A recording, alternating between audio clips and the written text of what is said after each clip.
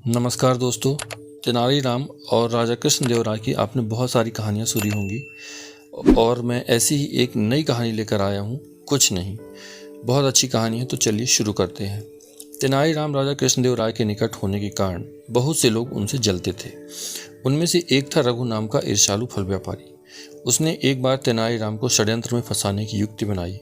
उसने तेनाली राम को फल खरीदने के लिए बुलाया। जब तेनाली राम ने उनका दाम पूछा तो रघु मुस्कुराते हुए बोला, आपके लिए तो इनका दाम कुछ नहीं है। यह बात सुनकर तेनाली राम ने कुछ फल खाए और बाकी थैले में भर आगे बढ़ने लगे। तभी रघु ने उन्हें रोका और कहा कि मेरे फल के दाम तो देते जाओ। तेनाली राम रघु के इस सवाल से हैरान हुए।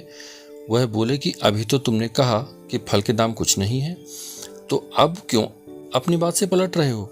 तब रघु बोला कि मेरे फल मुफ्त नहीं है। मैंने साफ साफ बताया था कि मेरे फलों का दाम कुछ नहीं है। अब सीधी तरह मुझे कुछ नहीं दे दो, वरना मैं राजा कृष्णदेव राय के पास फरियाद लेकर जाऊंगा और तुम्हें कठोर दंड दिलाऊंगा। तेनाली राम सिर खुजाने लगे और यह सोचते सोचते वहां से अपने घर चले गए। उनके मन में एक ही सवाल चल रहा था कि इस पागल फल वाले के अजीब षड्यंत्र का तोड़ कैसे खोजूं, इसे कुछ नहीं कहाँ से ला कर दूं। अगले ही दिन फल वाला राजा कृष्णदेव राय के दरबार में आ गया और फरियाद करने लगा। वह बोला कि तेनाली ने मेरे फलों का दाम कुछ नहीं मुझे नहीं दिया है। राजा कृष्णदेव राय ने तुरंत तेनाली राम को हाजिर किया और उससे सफाई मांगी।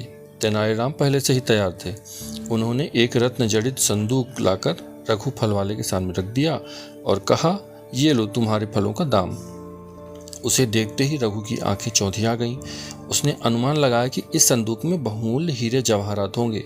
वह रातों रात अमीर बनने के ख्वाब देखने लगा और इन्हीं ख्यालों में खोए खोए उसने संदूक खोला।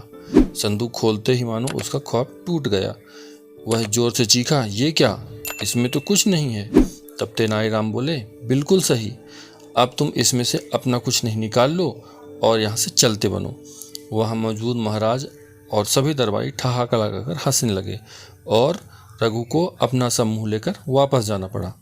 एक बार फिर तेनाली राम ने अपनी बुद्धि चातुर्य से महाराज का मन जीत लिया था। मित्रों, हमेशा कोई भी कार्य करें उसे अपने विवेकानुसार करें, ताकि आप कभी भी किसी मुसीबत में ना फंसे।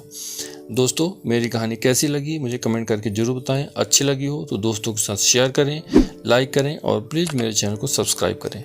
धन्यवाद।